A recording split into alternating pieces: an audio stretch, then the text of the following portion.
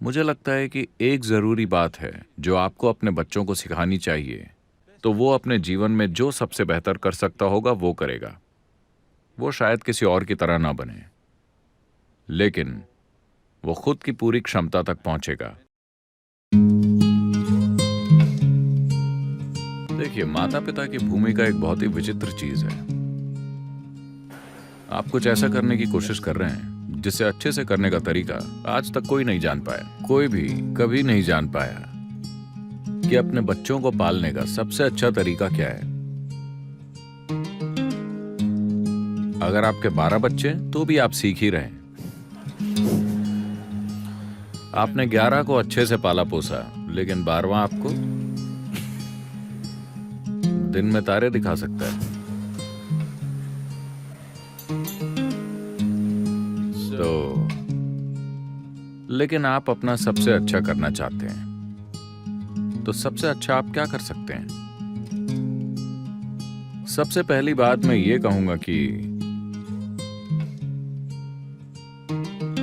आप सबसे पहले खुद पर थोड़ा काम कीजिए। खुद के साथ पर्याप्त समय बिताएं। खुद को ध्यान से देखिए। आप कैसे हैं? आप कैसे बैठते हैं? कैसे खड़े होते हैं? कैसे बोलते हैं? आप क्या करते हैं, क्या नहीं करते? मुझे लगता है कि आपको खुद को बहुत ध्यान से देखना चाहिए, क्योंकि बच्चे ये सब कुछ सीख रहे हैं बहुत तेजी से, और जो चीजें आप करते हैं वो उन्हें बढ़ा चढ़ा कर करेंगे। तो सबसे पहली चीज ये है कि कम से कम खुद को वैसा बनाइए जैसा आप होना चाहेंगे। शायद कोई इसे पसंद ना करे, कोई फर्क नहीं पड़ता। कम से कम आपने खुद को ऐसा बना लिया है कि आप इसे पसंद करते हैं। कम से कम इतना तो आपको करना ही चाहिए। शायद आप किसी और के तय किए स्तर तक ना पहुंच पाए, पता नहीं कि उन्होंने आपके लिए किस तरह के स्तर तय किए हैं, पर कम से कम आपको वैसा बनना चाहिए जैसा आप होना पसंद करेंगे। ये होना ही चाहिए, लेकिन ये सिर्फ जरूरी माहौल तैयार करेगा। जरूरी नहीं है कि आप अच्छे माता या पिता बन जाएं, लेकिन इससे जरूरी माहौल तैयार हो जाएगा। लेकिन जरूरी माहौल बनाना माता पिता बनने का एक बड़ा हिस्सा है, काफी बड़ा हिस्सा। अगर आप सही तरह का माहौल पैदा करते हैं, जहां खुशी और प्यार और देखभाल और अनुशासन की भावना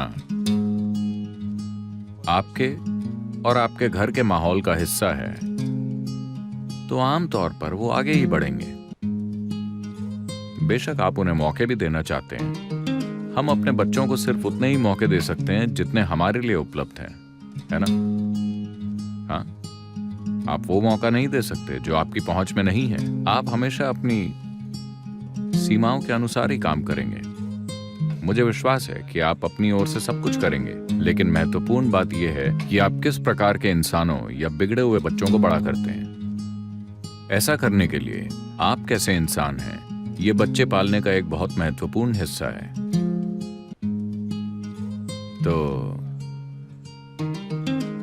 अगर आपकी पत्नी गर्भवती होती हैं, तो ये रूपांतरण का समय है आपके लिए,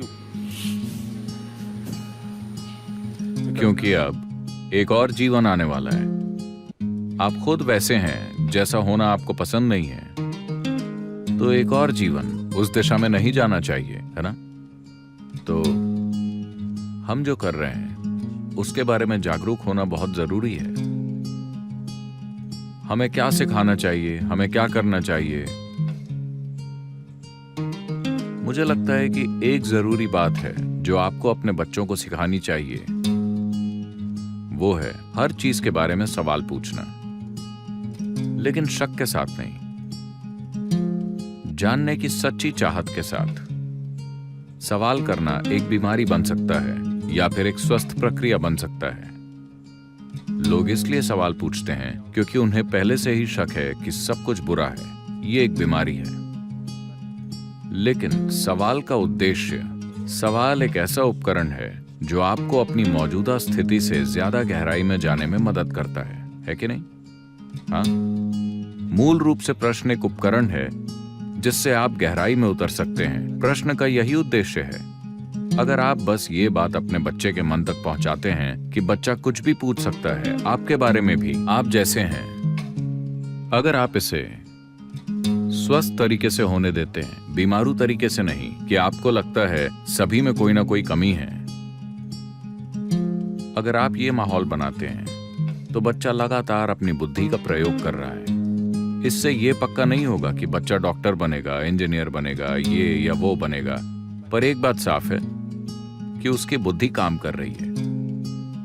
वैसे भी अगर आप उससे जरूरी दौड़ भाग करवाते हैं ताकि उसे एक स्वस्थ शरीर और सक्रिय बुद्धि मिले, और बेशक एक स्तर की शिक्षा जो आपकी पहुंच के अनुसार होगी, और आप उसे बिना किसी पहचान के बड़ा करें,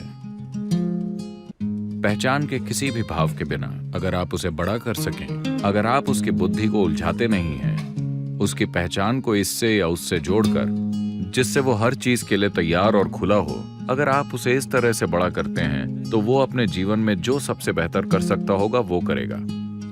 वो शायद किसी और की तरह ना बने, लेकिन वो खुद की पूरी क्षमता तक पहुंचेगा। बेशक ये इस बात पे निर्भर करता है कि वो राह में किससे मिलता है, क्या होता है, उसे कैसी परिस्थितियां मिलती हैं, वो आध्यात्मिक स्थान में आता है या लड़ाई के मैदान में जाता है, किसे पता कि वो कहां जा पहुंचेगा। उन चीजों को आप कंट्रोल नहीं कर सकते, है ना? लेकिन अगर आप एक माहौल बनाते हैं प्यार का, योग और ध्यान का, खुलेपन का, जब आपकी पहचान किसी चीज के साथ नहीं जुड़ी होती तो स्वाभाविक रूप से कोई पूर्वाग्रह नहीं होता।